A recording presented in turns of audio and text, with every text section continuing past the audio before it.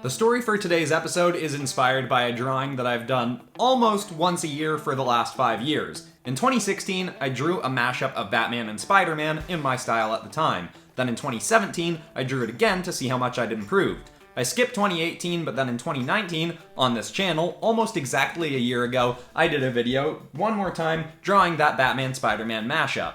And in that video, I said I'd draw it again in a year. It's been a year now, so I could have made this a pretty easy video where I'd just draw that character again in my current art style and talk about what I've improved on in the last year.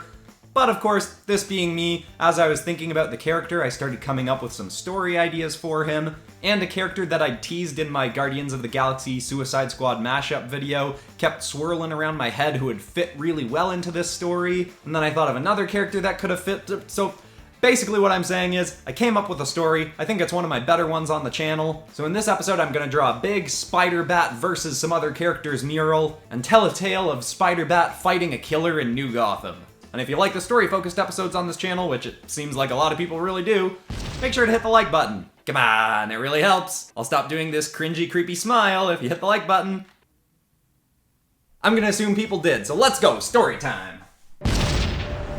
Wayne Parker felt uneasy about his latest case. He swung through the city letting the hum of cars and rush of wind tune out the world so he could think. To a lesser detective, it would seem completely obvious who was behind the string of killings. The venomous Bane of New Gotham, back at it. Ex-wrestler Edward the Bane Brock, who Wayne had once embarrassed in the ring just before the start of his heroing days, and his alien symbiote were once more a unified, superpowered villain tormenting the city. That's what a lesser detective would have concluded with the current evidence. The victims' wounds matched Brock's MO. They had 3 spiked puncture wounds on their bodies, and all looked as though the life had been sucked out of them. It was a cause of death Wayne had only ever seen from Brock and the vampire bat, Morbius Kirkland. But with Kirkland locked away in Arkham Croft and Brock still out on the run, that left the alien-enhanced wrestler as the obvious suspect. But something was off. These killings seemed too random, and in most cases the victims' surroundings suggested far too much of a struggle. Bane was powerful enough to take out these victims quickly, and he wasn't the type to toy with his victims. He'd get the job done, then move on.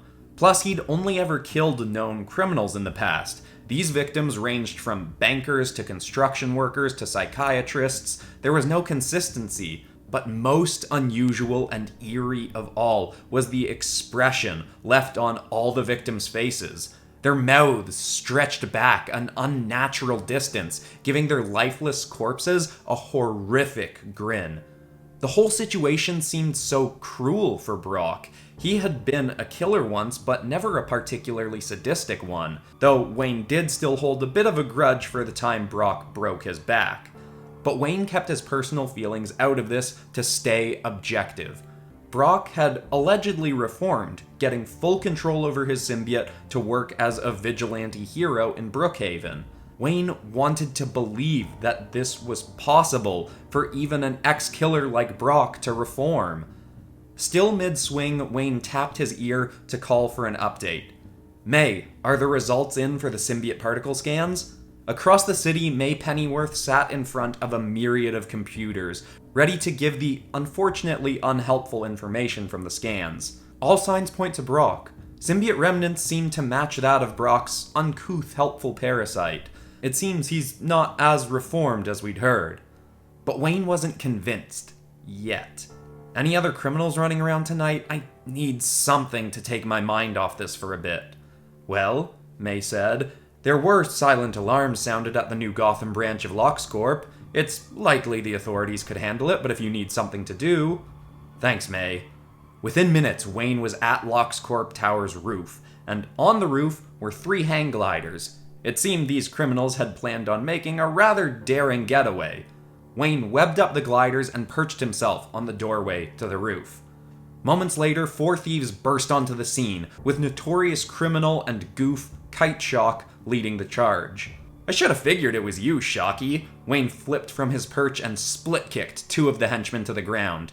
He webbed them both up as the 3rd goon whipped out a gun at the bat. Wayne spun a spider-rang from his belt and jammed it into the gun's safety. The crook tried to shoot, but nothing happened. Wayne swiped a leg under him, knocking him to the ground. 3 buddies this time? Do I scare you that much, Shocky? You're one to talk, Kite Shock said, oddly looking past Wayne. You bring a sidekick just to watch, or is he gonna do something? Wayne didn't understand, but before he could think, he was struck from behind and hurtled off the building. As he fell through the rush of wind, he heard Kite Shock and his goons screaming for their lives, along with a horrific, cackling laugh.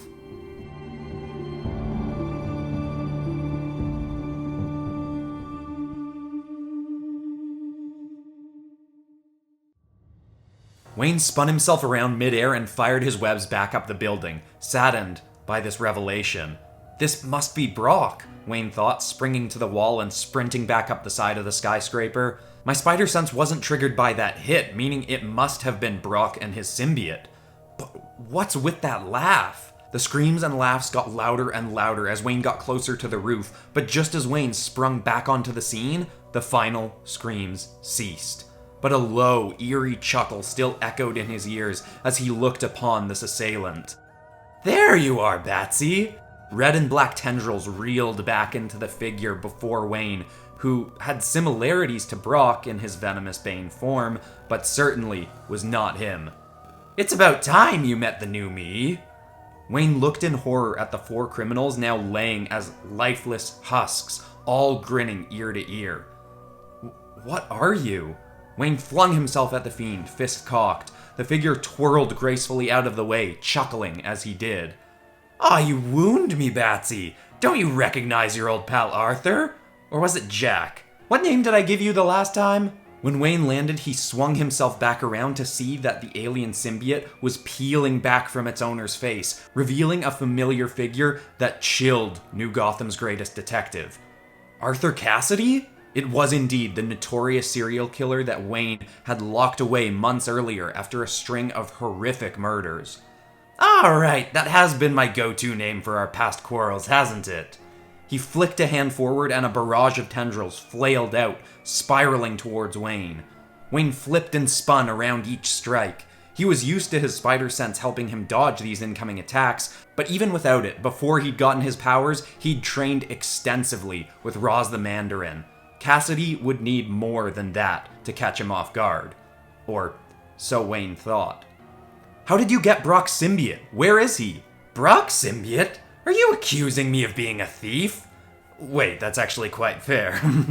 But not in this case. When my old cellmate Brocky Boy got a prison break from his symbiote pal, a little part of him split off and decided to give me a test run. Turns out we make a far more glorious pair than Brock and his half of this fun little suit. That explained enough for Wayne to know he had an easy win in this fight. He reached for his belt, but quickly noticed something was missing. Oh, come now, Batsy, you didn't think we'd let you end this that quickly, did you? Cassidy chuckled as one of his tendrils returned, wrapped around Wayne's sonic grenade. A flash of tendrils spun around the grenade, quickly disassembling it, and it fell to the ground in pieces. You'll have to be a little more hands-on to deal with me. Wayne charged at Cassidy again, and Cassidy simply raised his arms and laughed, as if Wayne was coming in for a hug. Wayne tackled him off the side of the building, and the two tumbled through the air. Cassidy cackled in Wayne's ear. Wayne tried to hit his foe, but the killer held Wayne tightly in place as they cratered to the earth. Spider-Bat's warning alarms fired in his head as they shot towards the ground. Cassidy could survive this fall with his symbiote's aid, but it could have maimed, if not killed, Wayne. They fell and fell, shooting at terminal velocity to the street, when out of nowhere, they were struck from the side mid-fall. Cassidy flopped off Wayne, who was caught by a hulking figure that landed with him onto a low rooftop. I respect your fighting spirit, Spider, but this is not a battle you can win alone. Wayne took a step back from his savior. Before him was a new, altered version of his past foe, the venomous Bane. But the reunion was quickly interrupted. Ah, look at this! The family's all here! Cassidy landed on the building side, grinning far too eagerly at the scene. Now we can really start the party.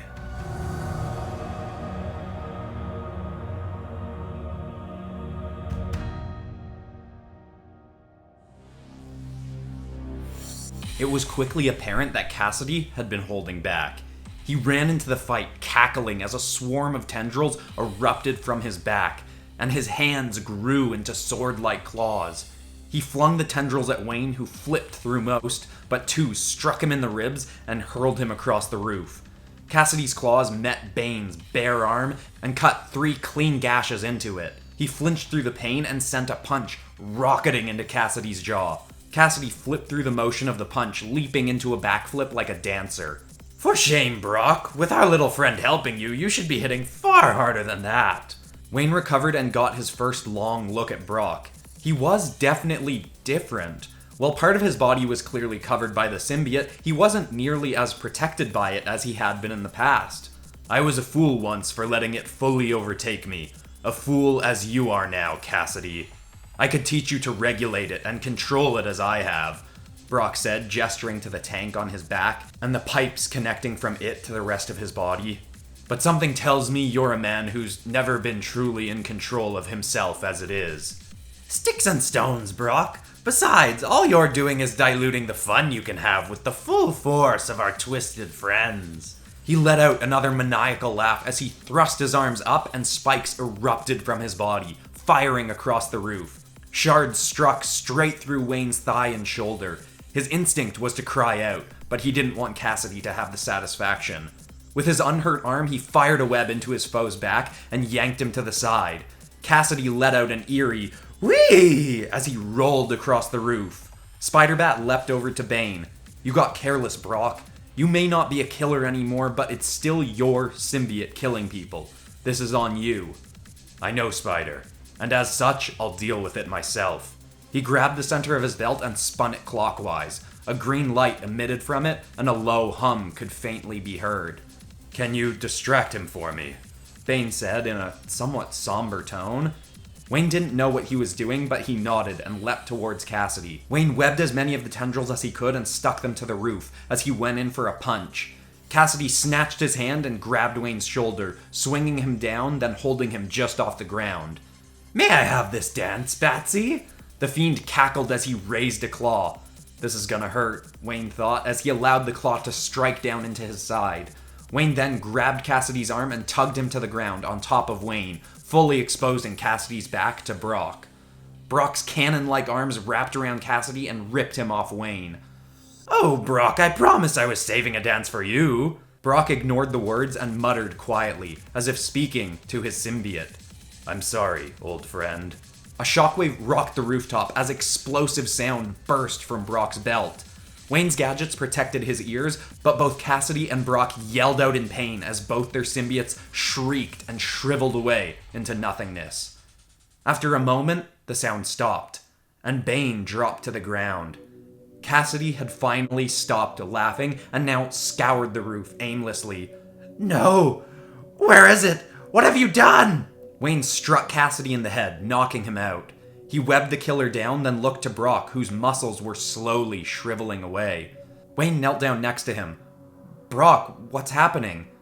"I had the symbiote for too long. My body can no longer survive without it."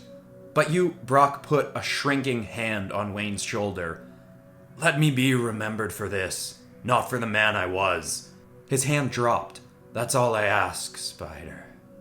His final words slurred as he shrunk down to skin and bone and breathed his final breath.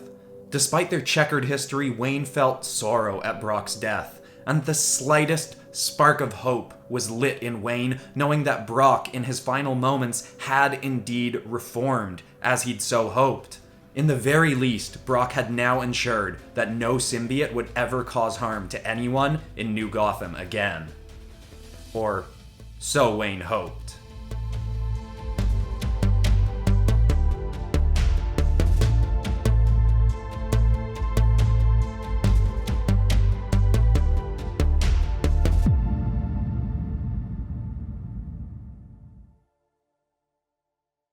Well, I'm definitely very happy with my improvement over the last year. And while it is kind of hard to compare these two drawings because one is a more fleshed out piece with a bunch of characters and I spent more time on it, I am definitely happy with my overall improvement in the last year. And that's keeping in mind that this one here was one of my better drawings from last year anyway. I'm definitely more confident with my proportions and doing environments. I like the coloring better. While my coloring style hasn't changed drastically, it's definitely more refined here. So yeah, overall, very happy with the improvement, and a year from now, I'll have to draw him again. Maybe continue stories with this same character. Maybe I'll bring back the symbiotes, maybe I won't. Maybe I'll do something with the Rhino, because I love the Rhino. If you watch this channel already, you already know how much I really love the Rhino. But anyway, if you like Marvel DC mashups, I've got a bunch of them on the channel. As I mentioned, the Guardians of the Galaxy Suicide Squad one, I've got Avengers and Justice League heroes and villains, and as I've been promising for a while, I am finally going to do the X-Men Teen Titans mashup in next week's video. Next week? A few days from now? I forget when. I don't remember if this video is going out on Monday or Friday, but the following videos come out Mondays and Fridays. Whatever comes next is when the X-Men...